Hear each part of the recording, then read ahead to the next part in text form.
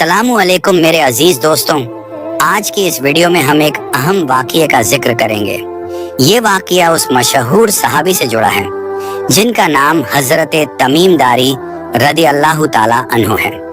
ये पहले ईसाई मजहब से ताल्लुक रखते थे, लेकिन बाद में इस्लाम कबूल कर लिया। उन्होंने एक ऐसा अजीब वाक़या बयान किया जिसमें उनका सामना दज्जाल से हुआ। उस मौके पर दज्जाल ने उनसे 3 ऐसी निशानियां पूछी थीं जो आज के दौर में पूरी तरह सामने आ चुकी हैं। मेरे अजीज दोस्तों, ये घटना उस वक्त की है जब हुजूर पाक सल्लल्लाहु ताला अलैहि वसल्लम एक रोज मस्जिद नबी में ईशा की नमाज के लिए देर से तशरीफ लाए। ये हदीस हजरत फातिमा बिनते कैस रजी अल्लाह ताला अन्हा से मरवी है। जब आप सल्लल्लाहु ताला अलैहि वसल्लम नमाज के वक्त देर से आए तो सहाबा ने अर्जी की, या रसूल अल्लाह सल्लल्लाहु ताला अलैहि वसल्लम, आज आप ईशा की नमाज में देर से क्यों आए? तो हुजूर पाक सल्लल्लाहु ताला अलैहि वसल्लम ने फरमाया, मुझे तमीम दारी की बातों ने रोक लिया था। मेरे दोस्तों, हजरत तमीम दारी रदियल्लाहु ताला अन्हु बयान करते हैं, हम लख्म और जुझाम कबीले के 30 लोग एक जहाज में सवार होकर सफर कर रहे थे। हमारी मंजिल मदीना की तरफ थी। सफर के दौरान अचानक समुंदर में एक बड़ा तूफान आ गया। हमारी कश्ती लहरों के हवाले हो गई। वो तूफान इतना तेज और डरावना था कि हवा जिधर चलती हमारी नाव भी उसी तरफ बहने लगती।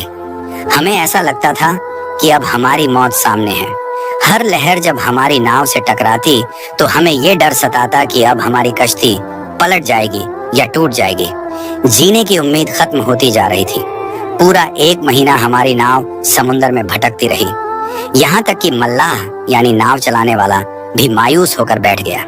एक दिन सुबह के वक्त हमें दूर समुंदर के बीच कुछ पेड़ नजर आए।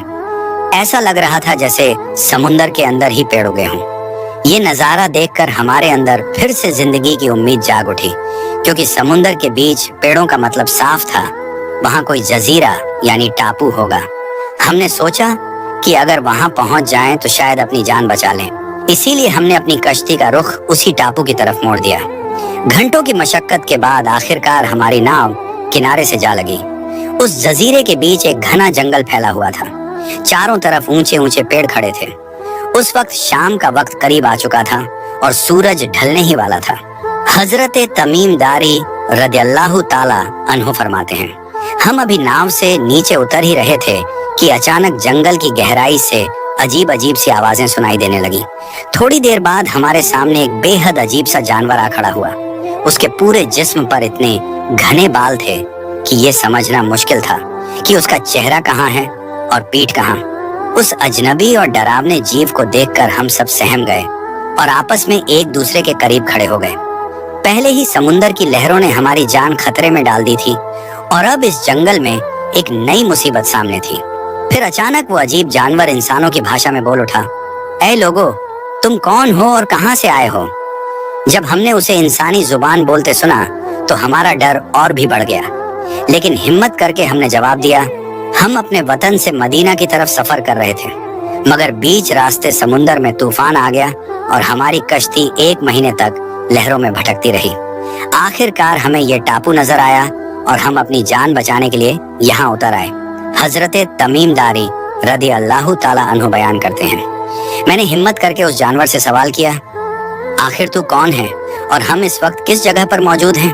तो उस अजीब जानवर ने जवाब दिया, मैं जासूस हूँ। हजरत तमीम दारी रदी अल्लाह ताला अन्हु कहते हैं, मैंने फिर पूछा, तू किसका जासूस है? उस अजीब जानवर ने कहा, जिसका मैं जासूस हूँ वो तुम लोगों से मिलने के लिए बहुत बेचैन है, इसीलिए मुझसे डरने की जरूरत नहीं। मेरे साथ चलो, तुम्हें कोई नुकसान नहीं होगा। हजरत तमीम दारी रदियल्लाहु ताला अन्हु फरमाते हैं, हम सब 30 लोग उसके पीछे पीछे चल पड़े। वो हमें घने जंगलों से होते हुए एक अजनबी और पेचदार रास्ते से अंदर की तरफ ले जा रहा था। कुछ देर बाद अचानक हमारे सामने एक बेहद पुराना किला नजर आया जो ऊंचे ऊंचे पेड़ों से पूरी तरह घिरा हुआ था। उस जानवर ने इशारे से हमें बताया, तुम सब इस महल में दाखिल हो जाओ। हमने हिम्मत करके अंदर कदम रखा। वहां हमने एक हैरत अंगेज और खौफनाक मंजर देखा। हमारे सामने एक बहुत बड़ा इंसान था जो मोटी मोटी जंजीरों में कसा हुआ था। वो जंजीरों से छूटने की कोशिश में इतनी जोर लगाता कि उछलकर लगभग महल की छत तक पहुंच जाता। उसका अंदाज इतना डरावना था कि उसे देखते ही हमारे जिस्म कांप उठे। हम सब ने डर और दहशत की हालत में उस पर लानत भेजी और पूछा, आखिर तू कौन है?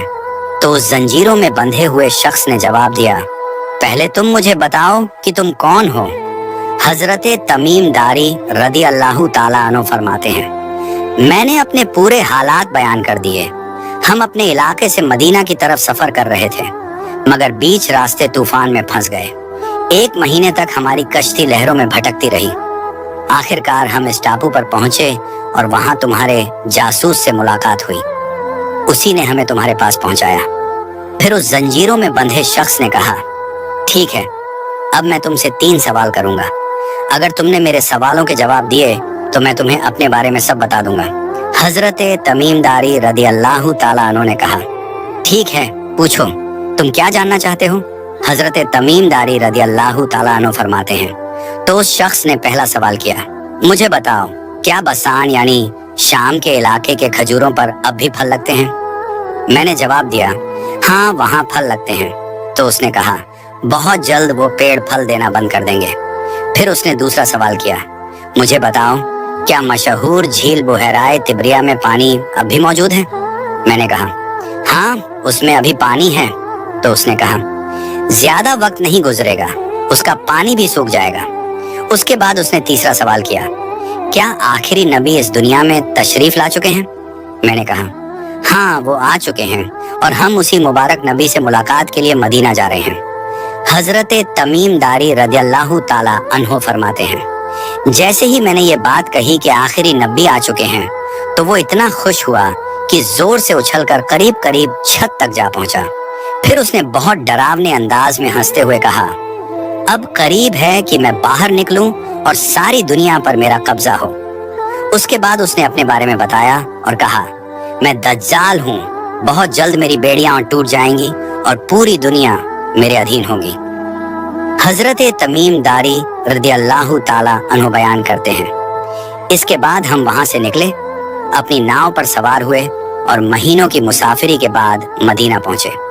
उस वक्त रात का पहर था, इसलिए हम सब 30 लोग मस्जिद में जाकर बैठ गए। फजर से पहले ही हुजूर पाक सल्लल्लाहु ताला अलैहि वसल्लम मस्जिद में तशरीफ लाए। हमने आप सल्लल्लाहु ताला अलैहि वसल्लम के सामने अपना पूरा वाकया बयान किया, कैसे हमारी कश्ती भटक गई और किस तरह हमारी मुलाकात दज्जाल से हुई। तो हुजूर पाक सल्लल्लाहु ताला अलैहि वसल्लम ने हमें अपने पास बिठाया।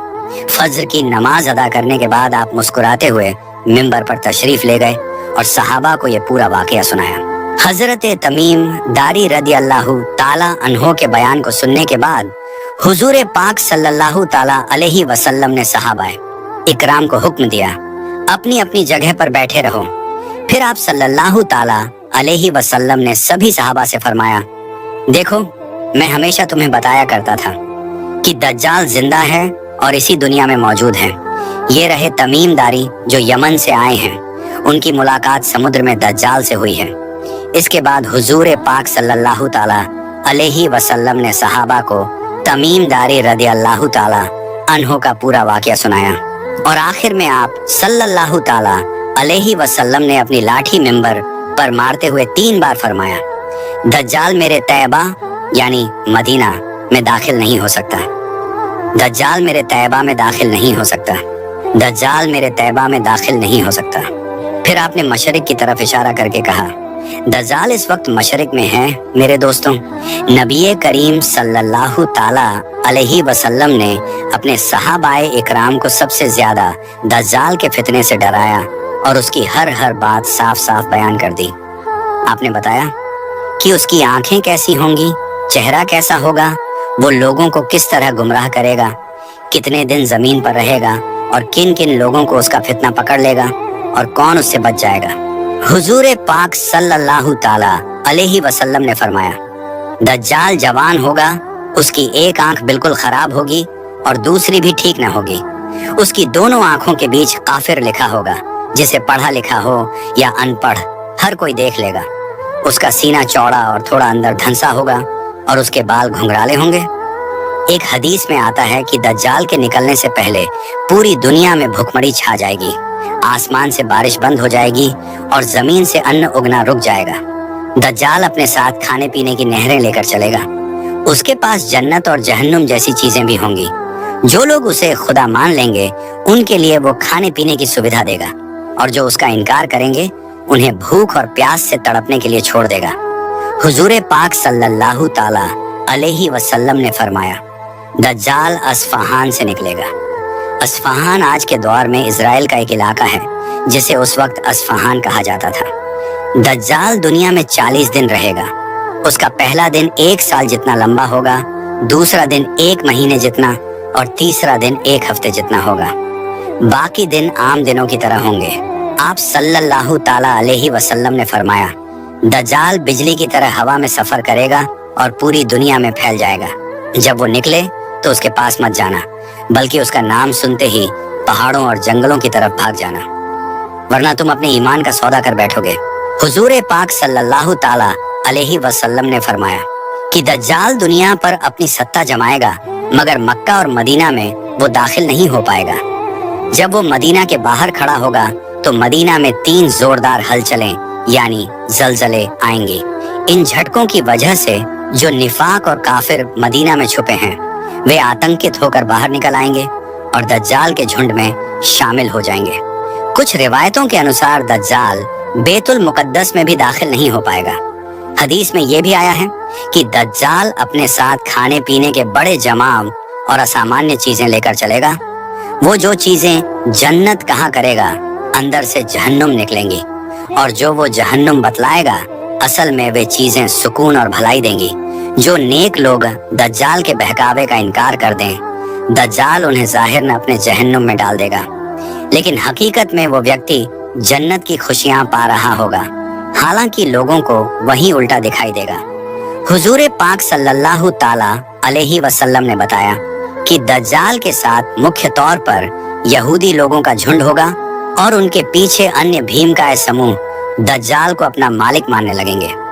इसीलिए आज के दौर में भी कुछ लोग ऐसी योजनाओं पर काम कर रहे हैं जिनका मकसद पवित्र ठिकानों और इलाकों को बदलकर अपने सपनों को साकार करना है। और ये सब इतिहास के उन संदर्भों से भी जुड़ा हुआ है जिन्हें लोग अक्सर तर्क के साथ जोड़ते हैं। मेरे दोस्तों, यही वजह है कि हाल ही के दिनों में गाजा और उस इलाके की घटनाओं को बहुत गंभीरता से देखते और सुनते हैं। जरूरत है कि हम सब इस पर समंदर की गहराई से सोचें और मन और दिल से संवेदनशील रहें। इन सब घटनाओं का अंजाम क्या होगा ये आखिरकार अल्लाह ही जानता है। आखिर में अल्लाह ताला से दुआ है कि वो अपने बंदों पर रहम करे, फिर फिलिस्तीनी मुसलमानों और मस्जिद अक्सा की हिफाजत फरमाए, मुस्लिम मुल्कों को सही मार्ग दिखाए और हम सबको दज्जाल के फितने से महफूज रखे। अल्लाह ताला उन मासूम बच्चों और परिवारों की कुर्बानियां कबूल फरमाए और हमें भी उनकी मदद करने की तौफीक और मौका दे। आमीन। तो मेरे दोस्तों, आज की वीडियो में बस इतना ही। हम मिलते हैं फिर किसी नई और अच्छी वीडियो के साथ। तब तक के लिए अस्सलामु अलैकुम। अल्लाह हाफिज।